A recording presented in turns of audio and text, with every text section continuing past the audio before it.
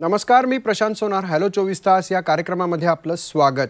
या कार्यक्रमाच्या माध्यमातून आपण चर्चा करत असतो ती अर्थ असेल, शिक्षण असेल, करिअर असेल यासारख्या विषयांवर जेणेकरून तुम्हाला त्या संदर्भात योग्य ते मार्गदर्शन मिळेल.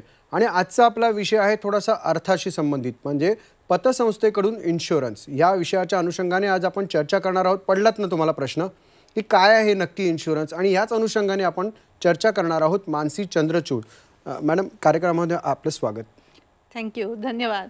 Good to be back. Yes, Mansi यांच्याबद्दल बोलायचं झालं तर त्या ग्रेप सीड कन्सल्टंटच्या डायरेक्टर असून त्या गेली अनेक वर्ष या क्षेत्रात कार्यरत आहेत. ग्रेप सीड कन्सल्टंट ही कंपनी इन्व्हेस्टमेंट फायनान्स कन्सल्टन्सी या क्षेत्रात कार्यरत आहे.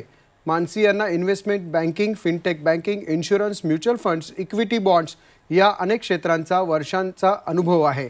इतक्या वर्षांच्या अनुभवामुळे मानसी मॅडम नेहमी त्यांच्या क्लायंटला, म्हणजे त्यांचे जे काही ग्राहक असतात त्यांना ते योग्य मार्गदर्शन करतात. आणि ते मार्गदर्शन कशा पद्धतीने असतं तर ते शेअर मार्केटमध्ये होणारे चढउतार असतील यांचा योग्य तो अभ्यास करून ग्राहकांनी गुंतवणूक कुठे आणि कधी कशी करावी याबद्दल ते मार्गदर्शन करत असतात, जेणेकरून त्यांना एक आनंदी असा अर्थ जे काही स्वतःचं प्लॅनिंग केलेलं आहे ते नीट व्यवस्थितरित्या त्यांना मिळत. मानसी यांचं हे एकच उद्दिष्ट, या अनुषंगाने ते क्लायंटवर दाखवलेला विश्वास यामुळे सार्थक होतात आणि त्यांच्या पैशाची योग्य तिथे गुंतवणूक करून क्लायंटला जास्तीत जास्त प्रॉफिट कसा होईल यावर नेहमी ते भर देत असतात. तुम्ही बिझनेस करत आहात का? बिझनेसचा इन्शुरन्स घेतलेला आहे का? आणि जर नसेल घेतला तर आजचा हा एपिसोड तुमच्यासाठी अत्यंत महत्त्वाचा आहे. मानसी मॅडम, कार्यक्रमामध्ये पुन्हा एकदा स्वागत आपलं. मुळात बिझनेस इन्शुरन्सचे प्रकार कोणते आहेत, किती आहेत आणि काय आहे मुळात? बिझनेस इन्शुरन्सचे प्रकार एक 20 पेक्षा जास्ती आहेत, बरेच आहेत. आणि आपला बिझनेस कोणचा आहे त्याच्यावरती ते डिपेंड करतात. आता आपण जेव्हा बिझनेस इन्शुरन्स घेतो तेव्हा मेन प्रकार जे आहेत, पहिलं म्हणजे एक कीमॅन पॉलिसी घेऊन ठेवावी. ती आपल्याला उपयोगी पडते आणि आपल्याला काही झालं तर आपले जे पार्टनर असतात किंवा पार्टनरला काही झालं तर ते आपल्याला उपयोगी पडते. दुसरी म्हणजे नॉर्मली सगळ्यांकडे असते आणि दिस इज कंपल्सरी बाय लॉ, ते आहे मोटर इन्शुरन्स. म्हणजे तुमच्या ज्या काही वाहनं असतील त्याच्यासाठी इन्शुरन्स घेतलेला हा कंपल्सरी इन्शुरन्स आहे. नंतर असते एक फायर पॉलिसी. तुमचं जे ऑफिस असतं किंवा वर्कशॉप असतं किंवा दुकान असतं त्याच्यावरती आपण एक फायर पॉलिसी घेतली पाहिजे. वर्कमन्स कॉम्पन्सेशन आहे, म्हणजे आपल्या फॅक्टरीमध्ये काही एखाद्या वर्कमॅनला काही झालं तर त्याच्यासाठी एक पॉलिसी असते, ज्यानेकणी वी कॅन कॉम्पन्सेट त्यांच्या फॅमिलीला. नंतर प्रोफेशनल इंडेमनिटी असते, सायबर पॉलिसी असते. इनफॅक्ट आपल्याकडे लग्नाचा इव्हेंटसुद्धा आपण इन्शुअर करू शकतो. So there is event insurance also. So असे 20 पेक्षा जास्ती इन्शुरन्सचे प्रकार असतात. आणि त्यात सगळ्यात महत्त्वाचं म्हणजे जे इन्शुरन्स आपले, आता बिझनेस म्हणलं की लोन आले, आणि लोन, ती जी लोन अमाऊंट असते त्या अमाऊंटची एक प्युअर टर्म पॉलिसी जी असते ती घेऊनच ठेवायला पाहिजे. आणि ही एकदम महत्त्वाची असते. कशा पद्धतीने महत्त्वाची असते आणि ती कशी घ्यायची असते, किती घ्यायची? सो आता लोन अमाऊंट, जर का आता 10 लाखाचं जर का लोन घेतलं तर 10 लाखाचं सम अश्युअर्ड असेल अशी इन्शुरन्सची पॉलिसी घेतली पाहिजे. ही एक प्युअर टर्मची पॉलिसी असते, त्याचा प्रीमियमसुद्धा जास्ती नसतो. आणि हे महत्त्वाची आहे कारण काय, आपल्याला जर का काहीही झालं तर लोन आपण जेव्हा घेतो तेव्हा काही ना काहीतरी तारण ठेवलं जातं. बरोबर आहे. घर ठेवतं, कोणी सोनं ठेवतं. घर, सोनं, संपत्ती, जमीन, असं काही ना काहीतरी तारण ठेवलं जातं आणि ते आपल्या हातातून निसटून जाऊ नये म्हणून ही पॉलिसी घ्यायची. आणि ही पॉलिसी जी असते ती, जे आपण इन्स्टिट्यूशन आहे ज्यांच्याकडनं लोन घेतो त्यांच्याकडे ही पॉलिसी ठेवली जाते. म्हणजे आपल्याला काही झालं तर ते इन्स्टिट्यूशन क्लेम करतं त्या पॉलिसीवरती. आणि मग आपलं जे काय सोनं असतं किंवा जमीन असते किंवा घर असतं हे त्यांना रिपजेस करायची गरज नाही पडत. बऱ्याच वेळा तुम्ही आता मगाशी प्रकार सांगितले की सायबर इन्शुरन्स, हा काय प्रकार आहे? सायबर इन्शुरन्स असा प्रकार आहे की तुम्ही जर का एखादी फायनान्शियल इन्स्टिट्यूशन असाल किंवा एखादी सॉफ्टवेअरची कंपनी असाल जिथे सगळं तुमचं काम ऑनलाईनच चालतं आणि तिथे काही ना काहीतरी फिशिंगचं ईमेल आलं किंवा असं करून तुमचं डेटा ब्रीच झाला तर त्याच्यासाठी जे असतं ते सायबर इन्शुरन्स असतं. आणि ह्या लोन, हे जे तुम्ही लोन म्हणताय बिझनेस लोन, हे कोण कोण देतं, कधी कधी देऊ शकतं? सो आता कोणतेही बिझनेसमॅन जे असतं त्यांना शेवटी आपली ग्रोथ करायची असते. आज जर का ह्या वर्षी सेल्स जर का आपले 2 कोटीचे आहे तर पुढच्या वर्षी आपल्याला 3 कोटी, ते नेहमी आपल्याला ग्रो करायचं असतं आणि ह्या ग्रोथसाठी आपल्याला लोन्स घ्यावे लागतात. ठीक आहे. आणि हे जे लोन्स असतात हे कवर करणारं जे इन्शुरन्स असतं ते आम्ही म्हणतो की फायनान्स इन्शुरन्स. सो ही एक प्रकारची टर्म पॉलिसीच असते आणि ती पॉलिसी आपण जेव्हा घेतो तेव्हा we are covering just the loan amount. Okay. आणि ही जी पॉलिसी आपण घेतो ही फॅमिलीसाठी घेतलेलं जे इन्शुरन्स असतं त्याच्या व्यतिरिक्त अजून एक ही पॉलिसी घेणं खूप महत्त्वाचं असतं. पण ते का गरजेचं काय आहे? म्हणजे आता जर का मी इन्शुरन्स घेतला आणि आता आमच्याकडे ही एक केस स्टडी झाली होती. So I will tell you about that. आमच्याकडे एक क्लायंट होते, साधारणतः ही वॉज ते साताराच्या साईडचे क्लायंट होते आणि त्यांनी त्यांचा एक ॲग्रो बिझनेस चालू करण्यासाठी 1.5 कोटीचं लोन घेतलं होतं आणि त्या लोनवरती त्यांनी इन्शुरन्स पॉलिसी घेतली होती. आता दुर्दैवाने 2.5 वर्षात त्यांचा अपघातात मृत्यूसुद्धा झाला आणि त्यांच्या मागे होती त्यांची पत्नी होती, 2 लहान मुलं होती. आता त्यांनी हे कर्ज घेण्यासाठी साधारणतः सोनं दिलं होतं, थोडी जमीनसुद्धा दिली होती. बरं झालं काय की पत्नीला माहितीच नाही घरी की हे व्यवसाय चालवायचा कसा.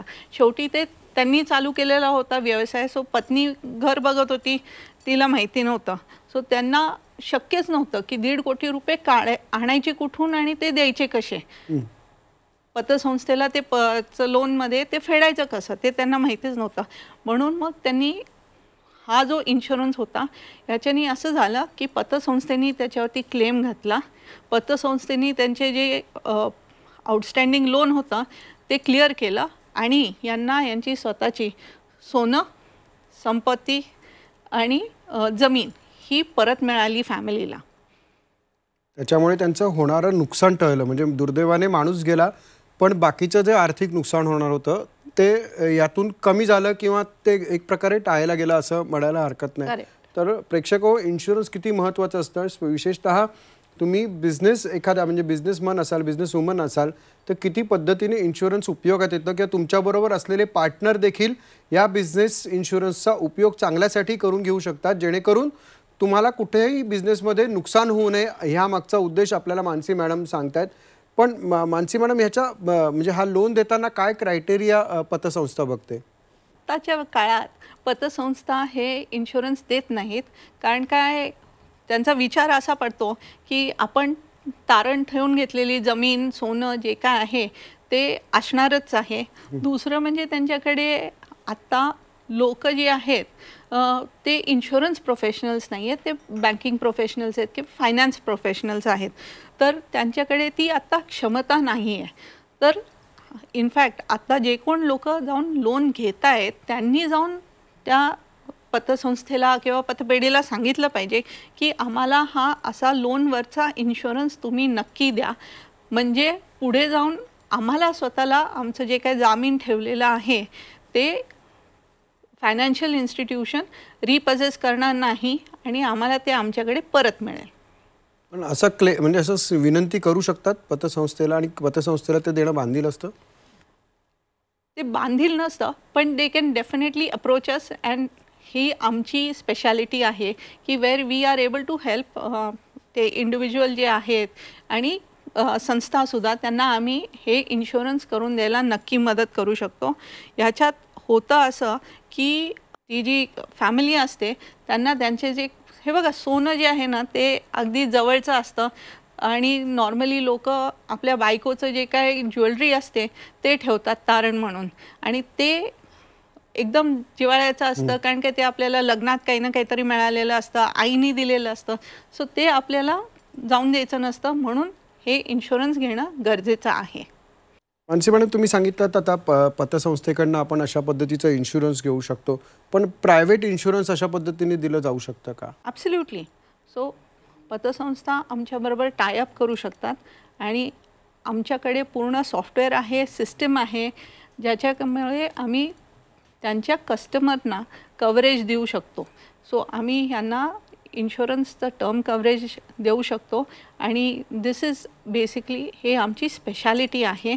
वी आर जे लोकांना जर का काहीहून मृत्यू झाला तर आम्ही त्यांच्या फॅमिलीला वाचवायचा पूर्ण प्रयत्न करणार.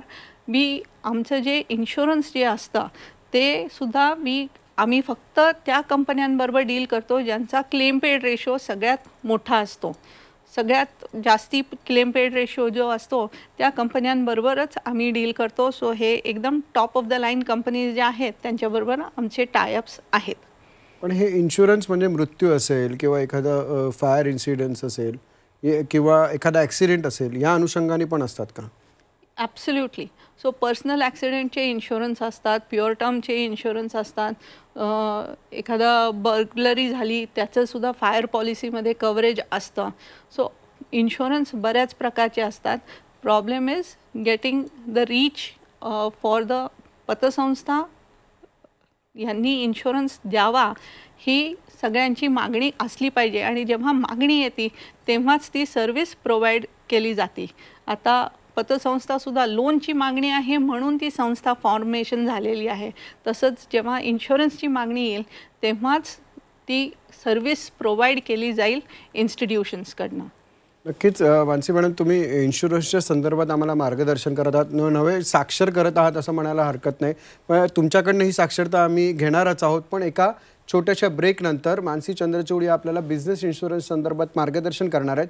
पण वेळ झाली आता एका ब्रेकनंतर पुन्हा एकदा आपण यांचं मार्गदर्शन घेऊया. नमस्कार, हॅलो 24 तास या कार्यक्रमात पुन्हा एकदा स्वागत. आपण चर्चा करत आहोत बिझनेस इन्शुरन्सच्या संदर्भात, आणि यासाठी आपल्याला मार्गदर्शन करत आहेत मानसी चंद्रचूड. ब्रेकवर जाण्यापूर्वी आपण इन्शुरन्सचे कोणते प्रकार आहेत, कशा प्रकारचे ते असतात, कोणता क्रायटेरिया त्यामध्ये असतो हे आपण बघितलं, ऐकलं. आता आपण चर्चा करणार आहोत त्यांच्या सेटलमेंटच्या क्लेमविषयी. इन्शुरन्स म्हटलं की सेटलमेंट क्लेम महत्त्वाचा आहे, तो त्यामध्ये तुम्ही काय मार्गदर्शन कराल? क्लेम सेटलमेंट हे जे आहे ही सगळ्यात महत्त्वाची विषय आहे इन्शुरन्स म्हणलं की. कारण काय, इन्शुरन्सचा प्रीमियम घ्यायला सगळेच येतात, ते कोणी नकारत नाही. पण क्लेम सेटलमेंटची जेव्हा वेळ येते तेव्हा मात्र कंपन्या नकारतात. पण हे सेटल करून देणं आणि हे सेटलमेंट करून घेणं ही आमची स्पेशालिटी आहे. मी आता तुम्हाला एक उदाहरण देते. मी 15 वर्षाचं एक होम लोन घेतलेलं आहे. ठीक आहे, होम लोन घेतलेलं आहे, त्यात ऑब्वियसली ते जे घर आहे ती कोलॅटरल म्हणून, तारण म्हणून त्या इन्स्टिट्यूशनकडे ठेवलेलं आहे. पण आता मी जर का इन्शुरन्स घेतला, त्याची एक टर्म पॉलिसी काढलेली आहे त्याच्यासाठी, आणि तीसुद्धा त्या कंपनीकडे, फायनान्शियल इन्स्टिट्यूशन पतसंस्थेकडे मी ती असाईन करून ठेवलेली आहे. आता माझं फॉर एक्झाम्पल 15 वर्षामध्ये 12 वर्ष मी ते लोन फेडलं, आणि 12 वर्ष झाल्यानंतर मला काहीतरी झालं तर उद्या असा विचार पडतो की मग ती काय पतसंस्था किंवा फायनान्शियल इन्स्टिट्यूशन ते काय सगळं क्लेम अमाऊंट घेणार का? म्हणजे माझं जर का 40 लाखाचं होम लोन असेल तर ते अख्खे 40 लाख घेणार? तर त्याचं उत्तर आहे नाही. कारण काय होतं, कसं असाइनमेंट ऑफ अ पॉलिसी जे होतं, आणि इन्शुरन्सचा पहिला रूल आहे की you cannot profit from an insurance policy. तर तुम्ही ते प्रॉफिटसाठी काढू शकत नाही. तर इन्शुरन्स कंपनी जे लोन क्लेम सेटलमेंट करती आहे ते ह्यांच्याकडनं डॉक्युमेंट घेणार की लोन अमाऊंट किती बाकी आहे. आता जर का माझं 3 वर्षाचंच लोन बाकी आहे तर तेवढं 3 वर्षाचं जे अमाऊंट असेल तेवढ्या अमाऊंटचा क्लेम ते तिथं फायनान्शियल इन्स्टिट्यूशनला किंवा पतसंस्थेला देऊन टाकणार. उरलेले जे पैसे असतील, आता 40 लाखाची पॉलिसी आहे, जर का 3 वर्षाचे उरलेले पैसे 7 लाख रुपये असतील तर 33 लाख रुपये ते घेणार आणि माझ्या फॅमिलीला देणार. आणि त्यातून हे सुद्धा होणार की माझं जे घर, सोनं, संपत्ती जे काय दिलेलं आहे तारण म्हणून ते सुद्धा फॅमिलीला परत मिळणार. सो आपल्याला काहीही झालं तरी आपण आपल्या फॅमिलीची काळजी पूर्णपणे घेतो हे नक्की आहे. आणि हे ह्या इन्शुरन्स ही एकच व्हेकल आहे ज्याच्यामुळे इट इज पॉसिबल. प्रेक्षको, तुम्ही बघाल मानसी मॅडमने जे सांगितलं थोडं गुंतागुंतीचं जरी असलं तरी किती अत्यंत महत्त्वाचं आहे. कारण आपण लोन काढलं म्हणजे आपण स्वतःला समजतो की फक्त आता आपल्याला EMI भरायचे आहेत किंवा आता आपण ठीक आहे आता आपला रेग्युलर EMI जातो आहे, पण मुळात त्यामधनं किती फायदे नंतर होऊ शकतात जर काही आकस्मिक काही घडलं आपल्या संदर्भात. तर ह्या संदर्भात मार्गदर्शन करतायत मानसी मॅडम. पण मानसी मॅडम असं साधारणतः प्रमाण किती असतं आणि किती गरजेचं आहे करणं? 100% गरजेचं आहे करणं. कारण काय, हे इन्शुरन्स जर का नसेल तर आपलं घर, सोनं, संपत्ती हे आपण सगळंच पणाला लावतो. येस. आणि राहतं घर जाणं ही जी गोष्ट आहे ती सगळ्यात वाईट असते आणि ती अजिबात नाही झाली पाहिजे. राहतं घर आपल्याकडेच राहिलं पाहिजे आणि आपल्या फॅमिलीला ऑलरेडी माणूस जातोय याचं बरंच दुःख असतं, याची बरंच तारंबळ उडते अख्ख्या फॅमिलीची. पण ते ॲटलिस्ट ह्या इन्शुरन्समुळे आपलं घर किंवा आपलं दुकान जे असेल ते आपल्याकडेच ठेवता येतं. आता कार्यक्रमाची वेळ खरं तर संपत आली, पण मला एक महत्त्वाचं विचारायचं आहे तुम्हाला की एक आत्ता जे प्रेक्षक जॉईन झाले त्या अनुषंगाने काय सांगाल की एकंदरीत या सगळ्या इन्शुरन्सचं महत्त्व काय, बिझनेस इन्शुरन्सचं महत्त्व काय, त्याच्यातले जे व्हेरियस टाईप्स आहेत त्याचं काय तुम्ही एक समअप सांगाल? समअप म्हणजे असं सांगायचं आहे की आपण जेव्हा लोन घेतो तेव्हा आपण स्वतः त्या फायनान्शियल इन्स्टिट्यूशन किंवा पतसंस्थेकडे आपण स्वतः त्यांना मागणी केली पाहिजे की आम्हाला इन्शुरन्ससुद्धा नक्की द्या. कारण काय, त्यांनी जर का स्वतःहून ऑफर नाही केलं तर हे आपली डिमांड असली पाहिजे की आम्हाला जेव्हा आम्ही लोन घेतोय तुमच्याकडनं आम्हाला तुम्ही इन्शुरन्स नक्की द्या. नक्कीच तुम्ही खूप चांगल्या पद्धतीने मार्गदर्शन केलं, त्याबद्दल आपले धन्यवाद. प्रेक्षको, इन्शुरन्स हा मी म्हटलं तसं गुंतागुंतीचा विषय आहे. प्रत्येकजण आपापल्या परीने त्याच्यातला जो आपला पार्ट आहे तो घ्यायचा प्रयत्न करतो. मग ती एखादी समोरची इन्शुरन्स कंपनी असेल किंवा आपण स्वतः असेल, तर ह्या संदर्भात योग्य ते मार्गदर्शन तुम्हाला हवं असेल तर मानसी मॅडमसारख्या अनुभवी तज्ज्ञांकडनं तुम्ही हे मार्गदर्शन घेऊ शकता. आणि त्यासाठी तुम्हाला जे खाली क्रमांक दिसत आहेत किंवा वेबसाईट दिसत आहेत, तुम्ही लिहिलेलेही असतील कदाचित, तर त्यावर संपर्क साधा. तुमच्या मनातले जे काही प्रश्न असतील, जी काही गुंतागुंत असेल ती तुम्ही त्यांना विचारा आणि त्या अनुषंगाने मार्गदर्शन घेऊन तुमचा जो काही इन्शुरन्सच्या संदर्भातले क्लेम आहेत किंवा सेटलमेंट राहिलेले आहेत त्या नक्की पूर्ण करा. पण मुळात क्लेम आणि सेटलमेंट करण्यासाठी इन्शुरन्स काढा, कारण ती आपल्या फॅमिलीची गरज असते आणि ते निश्चितच काढणं आपल्याला तितकंच गरजेचं असतं. जसं राहायला घर आणि अगदी लग्न समारंभांसाठी दागिने जितके महत्त्वाचे असतात तसं जीवनासाठी इन्शुरन्स देखील महत्त्वाचा असतो. आणि हेच मानसी मॅडमने आपल्याला या कार्यक्रमाच्या अनुषंगाने मार्गदर्शन केलेलं आहे. तर तुर्तास तुम्ही या सगळ्या गोष्टींवरती तुमचे कॉन्टॅक्ट नंबर्स जे काही स्क्रीनवर दिसत आहेत ते वापरून तुम्ही या संदर्भात नक्की प्रश्न विचारा. वेळ झाली आता इथेच थांबण्याची. पाहत राहा झी 24 तास.